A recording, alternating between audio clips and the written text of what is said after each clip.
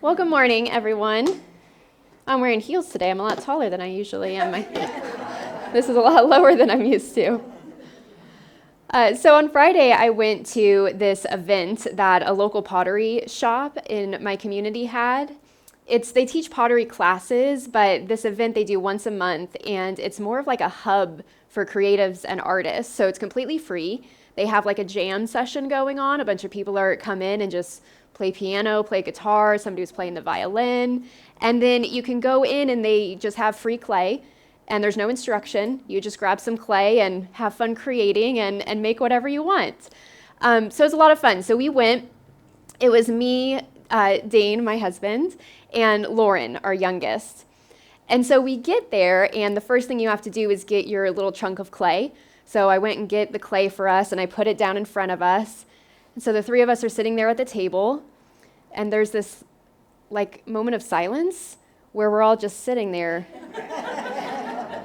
looking at our clay. And Lauren breaks the silence and she says, "Okay, so now what?" And we kind of laughed, and then she said, "Well, I guess I have to figure out what I want to make." And I thought, oh, what a great lesson for life. Sometimes we're looking at this unformed block of clay, and then our job is to figure out, what am I going to create? So today my talk is called Count It All Joy. And this actually comes from a Bible verse from the book of James, which historically is thought to be one of the first written letters to the newly formed Christian church after Jesus' death. So one of the earliest writings that we have. And I'm going to read the verse for you, and then we're going to break it down. With only having 2 Sundays left with you, I was really putting some thought into, what do I have left to say? What do I want to say that I haven't already said yet? And I realized that I don't think I've done, or at least not in a while, a Sunday talk that was just a complete metaphysical Bible interpretation. And I know some of you really like that, so I wanted to do that today. So let me start by reading you the verse, and then we're going to go through and look at it from a deeper perspective. So this is James chapter 1, starting with verse 2. "Consider it pure joy, my brothers and sisters, whenever you face trials of many kinds, because you know that the testing of your faith produces perseverance. Let perseverance finish its work so that you may be mature and complete, not lacking anything. If any of you lacks wisdom, you should ask God, who gives generously to all without finding fault, and it will be given to you. But when you ask, you must believe and not doubt, because the one who doubts is like a wave of the sea, blown and tossed by the wind." So the beginning, the opening verse, count it all joy. Other translations say consider it all joy, or even consider it pure joy when you face trials of many kinds. Other translations will say temptations. So count it all joy when you face trials of many kinds. All right, now on the surface, this kind of sounds like it's saying, smile through the pain, grin and bear it, right? Like if you're stoic enough in the face of challenges, you'll be made patient, suffering. It's kind of what it sounds like on the surface, right? Well, in unity, we like to look deeper to a more metaphysical meaning. And in unity, it's not about what's going on out there. It's about what's going on in here. So when we talk about trials, or what the Bible often calls temptations, depending on the interpretation that you're using or the translation that you're using, trials are times that we experience anything in our consciousness that's not in alignment with the truth of who and what you are. So trials aren't always about stuff that's going on out there. A lot of times it's about what's going on in my own mind, in my own consciousness. So having thoughts like, I'm not good enough, I can't do this, I don't deserve that much success, what did I do wrong to deserve to be sick? Those types of negative thoughts that are not in alignment with the wholeness that you are as a child of God are what Unity co-founder Charles Fillmore called error thoughts. error thoughts, or sometimes in more modern spiritual literature, you'll hear it like ego thoughts. So anything that's not in alignment with truth. So trials are when we see ourselves as limited and not through the eyes of spirit. It's when we see ourselves as separate from God, not good enough, not smart enough, not deserving enough. So here's the thing. In unity, it's all about what happens inside, right? It's not about what's going on out there, it's about what's going on in our consciousness. Have you ever had an experience in life where you're running and going and going and going and you're pushing and pushing and pushing, and you know that you should probably slow down and take a break, but you just keep going anyways? What tends to happen? You get sick, you burn out. Your body says, all right, if you're not listening to all of my subtle signs, I'm going to give you a great big sign and force you to stop, right? Okay. Same thing with everything else. If I'm having these little thoughts of I'm not good enough, and I'm ignoring them, and I'm not facing them, and I'm not dealing with them, and I'm not affirming the truth that I am good enough because I am a child of God, that I am unlimited, then sometimes something bigger happens out there to get my attention. So sometimes trials, the stuff out there, is a way to bring to the surface, to bring to our attention the beliefs that we're still clinging onto, that we're ready to release and to let go of. Just like getting sick as our body's way of telling us you have to slow down. Seeing unwanted circumstances in our lives is the universe's way of saying, I need you to see this and heal this. I need you to pay attention to this. Byron Katie, a spiritual teacher that I love, I was watching an interview with her, and when she said this, I just thought, ooh, that's so good. She said, until mind matches true nature, the work isn't done. Until mind, your consciousness, the thoughts and beliefs that you hold both on a conscious and unconscious level, until that matches your capital T true divine nature, your work isn't done. So is the work ever done? No. Probably not. So these trials that we see in our life, they show us where our mind is not matching our true nature. Because if our mind matched our true nature, we wouldn't see any unwanted circumstances out there or in here, would we? So trials bring to the surface what we are still working on, what we are ready to release, and what we are ready to shift in consciousness. So count it all joy when you face trials of many kinds. Let's talk about joy. Joy doesn't just mean happiness. Joy isn't just having a good time and smiling. Because when we're having unwanted error thoughts in our mind, are we having a good time? Maybe not so much. So when it says count it all joy, it's not talking about having a big smile on your face, grinning and bearing it and pretending it's not happening. This is Charles Fillmore's definition of joy. He says, joy is a deep satisfaction that comes from the spiritual assurance that all is in divine order. Imagine the joy that you could feel if you were deeply spiritually assured that all is in divine order. Nothing is wrong. I want to talk a little bit about divine order because we tend to use this term not quite in the intention that the Unity founders put it, and I'm guilty of this too. Sometimes we'll say, oh, it's all in divine order. Like, I'm not happy with what's happening, but I'm just going to say it's in divine order and say it's okay. Yeah? Is that how we use it sometimes? Yeah. Here's what divine order really means. Divine order is the order in which spirit expresses in the world. Divine order is mind, idea, expression. Everything starts in mind. Our little human minds, divine mind, that universal consciousness. anything that exists in the world started first as an idea, did it not? Yes. When we were sitting there with our clay, staring at that unformed lump, we first had to hold in mind an idea of what we wanted to create before we could create it. So when we talk about joy being a deep spiritual assurance that all is in divine order, what's that saying is, I have a deep spiritual assurance that I know how this universe works. I know how my spiritual powers work. I tap into that universal consciousness of divine mind. I hold that sacred truth ideal in my consciousness, and then I start here, and then it shows up out there. So when it's saying deep satisfaction that comes from the spiritual assurance that all is in divine order, it's not saying grin and bear it.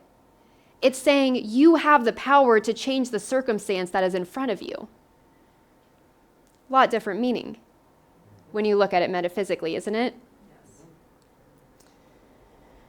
All right, so I rewrote it. You're allowed to do that with the Bible, right? Okay, so we started with count it all joy when you face trials of many kinds. Here's my rewrite. Be deeply assured in the orderly workings of spirit when you experience unwanted thoughts or conditions in your life. All right, so let's go to the next part then. Because you know the testing of your faith produces perseverance. Other translations will say patience or endurance. Again, it kind of sounds like grin and bear it, right? Go through hard times, grin and bear it because it'll make you a better person. Yeah? The testing of your faith. Testing of faith metaphysically is a proving of our own consciousness. When do you give a test to students? Before or after they've learned the material? After. What's the point of the test? See if they got it. Make sure they've got it. Make sure they know it. So when it says a testing of faith, is it somebody out there testing you because they're hoping that you'll fail? Testing of your faith is a way for you to prove that, yes, I am abundant. I do believe that. I do know that. And this testing of my faith is an opportunity for me to prove it. That whatever has come up in my life, whatever trial it looks like it's out there, is really in here. And it's my opportunity to find those clinging ideas of lack that I'm holding on to so I can test it and prove to myself that I am abundant. Testing is like a sifting through of our consciousness. Imagine it like a sifter. You guys know a sifter? So imagine you want to go treasure hunting out in the desert. You would bring a shovel, a lot of water, and a sifter. So you'd go out and you'd take a shovel full of everything in the ground and you'd toss it in that sifter and then you'd pick it up and you'd shake it. And as you're shaking it, all of the dirt and all of the clay and all of the stuff you're not interested in is just going to fall out and fall to the ground. And you shake it up enough and what's left? Gold, treasure, quartz, depending on where you're digging, right? So trials, the testing of our faith is like that sifter. It is shaking us up so we can realize what are those beliefs, what are those ideas that I am ready to let go of? What are those ideas and beliefs that are holding me back? What are those ideas and beliefs that are causing me to see this entire situation as bad and wrong and against me? So I can let those go and step back into the truth that I know. That I am whole, that I am complete, that I am worthy. Or I'll use my husband's favorite affirmation. I am smart enough, I am good enough, and doggone it, people like me.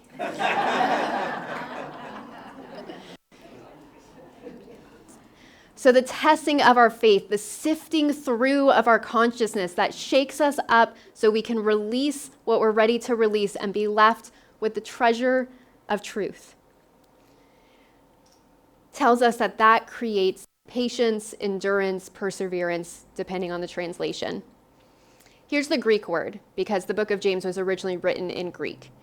The Greek word is hypomone. I don't speak Greek. I might not be pronouncing that right, but hypomone. It means steadfastness, resolute, a cheerful or hopeful endurance. That's not really like, oh, I've got the weight of the world on my shoulders and I just have to trudge through it, is it? A cheerful, hopeful endurance, resoluteness. That's, I know this. I know this. And so I am sticking with it. I know the truth that I am a divine being, that Spirit through me can overcome everything and has already overcome the world. I know this. And so I can cheerfully and hopefully stay the course. This word is like our power of strength in unity, one of our 12 spiritual gifts. The power of strength, according to Charles Fillmore, is an internal stillness that allows the soul to develop in ways that lead to healthy and prosperous expression of our body and affairs. The power of strength, this endurance, is what allows us to hold on to the capital T truth and continue holding on to it until it can be made complete. Because first it starts in here, and then it expresses out there. So the power of strength is that bridge between shifting my consciousness and shifting my external reality.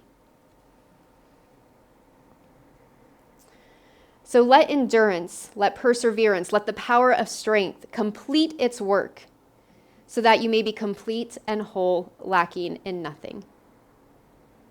That as we hold on to those truth ideas in mind and we keep on keeping on through the power of strength, we see it expressed. We see in expression our perfect and inherent wholeness.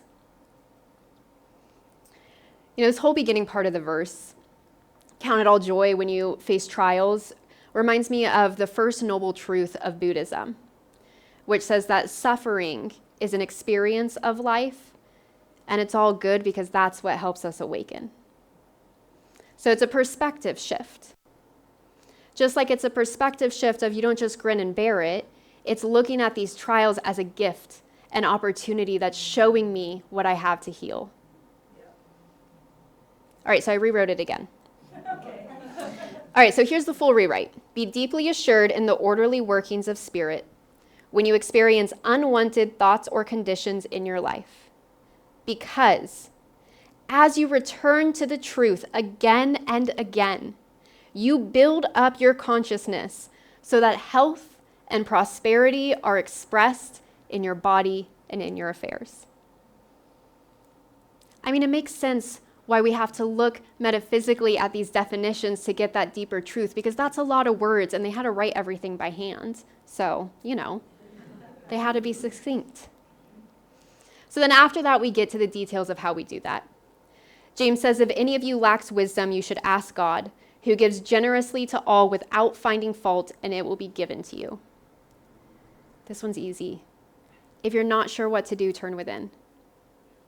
Pray on it. Meditate on it. Ask, what does Spirit have to say about this? Whatever that trial is you think you're facing, that you think is out there, turn within and ask, what does Spirit have to say about this? That's the way you tap into that infinite source of wisdom within you. And that's why we count it all joy. Because when we face those trials and we turn within and reconnect with Spirit and ask, what are you showing me here? What is mine to learn? What is mine to bring forth in this experience? You get new insights about yourself, about your consciousness, and you get to see your old stories and your old beliefs in a new way. I want to talk for a moment about this word ask. If any of you lacks wisdom, you should ask God. The word for ask, this Greek word that is translated as ask, every single time, every time it is used in the Bible, it is followed by it will be given. So what I was thinking about is that there's different kinds of asking, isn't there? There's like if somebody comes to you and says, hey, do you think so-and-so would do this thing for me? And you say, I don't know, but I'll ask her. That's like, I think the answer is probably going to be no, but I'll ask, right? And then there's the ask that Dana and I have recently, where the teenager comes and says, oh, it's a really special occasion. Do you think I could have a later curfew? And that might be a yes. It might be a no. It kind of depends. So someone asking for a later curfew, that's a different type of ask. Then there's another one. Imagine you're sitting down at a table with your friends, with your family, and you're sitting down to eat. And you say, hey, will you pass me the butter? The answer is never no to that one, right? It's, I have a need. You are able to fulfill that need because you're closer to the butter. So I'm asking, but really, I'm claiming. Will you pass the butter? Yes. The answer is always yes. That is the kind of ask that this verse means. Ask God, who will give generously to all without finding fault, and it will be given to you. You know, it had me thinking about how when we first come into this world as babies, we know how to ask. How do we ask? We cry, we wail, we scream, we tug, we ask. And we ask in a pass the butter ask, right? I have need of this, you can give it to me, you are going to give it to me. So at what point in our journey, when we came into this world knowing that we had every right to ask for and claim what we needed, at what point did we decide we're not worthy of it anymore? At what point did we stop asking for what we need? The Bible says again and again, ask and it will be given. So what are you not asking for? And not asking in a, please, Daddy, will you give this to me if I'm worthy? Because that's not what it says, does it? It says, ask, who will give generously to all without finding fault. That means there's not a question of whether or not you're worthy of what you desire. You are. You are. Then the prescription goes on. But when you ask, you must believe and not doubt, because the one who doubts is like a wave of the sea, blown and tossed by the wind. When you ask, you must believe and not doubt. This is a pass the butter ask. You have every certainty that it will be given. That consciousness, that mindset, that belief, that trust, that faith is an essential ingredient. You are not, can I have a later curfew asking. You are pass the butter asking, claiming that which you have need of. The one who doubts is like a wave of the sea, blown and tossed by the wind. You imagine a tumultuous sea, goes this way and that and this way and that. Anyone ever meet an indecisive person? Get a little whiplash. Oh, we're over here. Oh, nope, we're doing this. Oh, nope, we're doing this now. Anybody ever a little indecisive themselves? You don't have to raise your hand for that one. When we're indecisive, when we say, I think this is true, I think I'm abundant. I think that my true nature is whole and complete. Yeah, but maybe not. We're like the waves of the sea being tossed around this way and that, and it doesn't work. We don't want to be the waves on the sea. We want to be the anchor. Truth, capital T, truth is the anchor. Because no matter what's going on the surface of the ocean, you go deep enough, and it is calm and serene. And that's where we want to be. Because when we're on the surface, when we're identifying with these circumstances and these trials and temptations and thinking that this is real, this is the truth, all of these signs that say I'm not good enough, when we think that stuff's the truth, we're on the top of the ocean being blown around. But when we can sink to the bottom and be that anchor of truth, when we can be in that stillness, then we have that knowing where we can pass the butter ask. Then we have that knowing where we can say, I see these trials and I know that it is a shaking up of my faith so I can prove what I know to be true, and I am joyful about that opportunity. So it doesn't mean that we never have thoughts of lack or I'm not good enough, that we never experience a health concern or something unwanted in our life. What it means is that when we experience those things out there, we can count it all joy. We can consider it pure joy because it is our opportunity to pause, to breathe, to come within and to affirm the truth. And once again, realign ourselves with that divine essence that we are. We count it all joy because it's an opportunity for awakening. We count it all joy because it's showing you what you have left to let go of, so you can unfold into more of the beautiful, unique expression of you that you came here to be. We count it all joy because it's a reminder to tap into that inner wisdom and that inner strength that are the gifts of spirit and always accessible to you. It's like when you're sitting down to work with clay. And you go and you shape something and then you make it a little too thin and it falls over. Or I was making a cheetah and the head kept falling off. Sometimes stuff happens, right? But we count it all joy because I can just smush it up into a ball and I can start again. And each and every moment you can smush it up into a ball and start again. Each and every moment you can count it all joy and make a choice right here and right now to create something new. Okay, let's move into meditation. And I'm going to invite Keely back up to lead us in some songs as we get centered. So take a moment to breathe in and release. Allowing your body to relax using your breath as that anchor.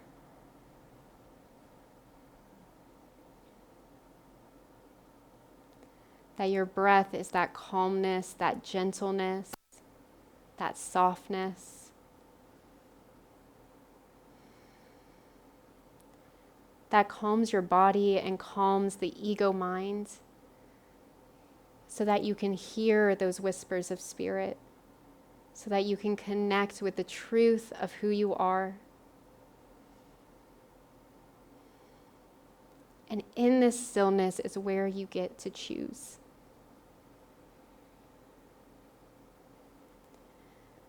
So I invite you, as you calm and center yourself, to let come to mind whatever trial or temptation is coming up in your life. Can you count it all joy? Can you recognize the opportunity, the invitation that is being presented to you to unfold your spiritual nature that much more?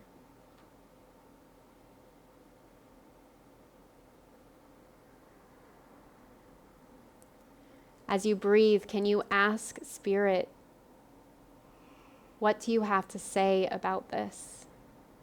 Tapping into that inner wisdom, that inner voice, that inner stillness.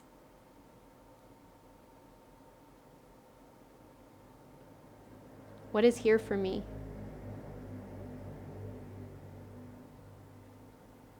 What am I being called to release?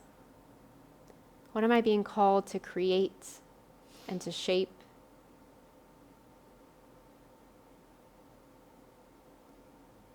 So often when we face challenges, we know we don't want that.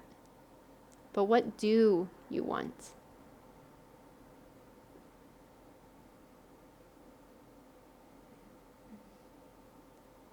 And as we rest in the silence for a moment, know that all you have to do is ask, and it will be given.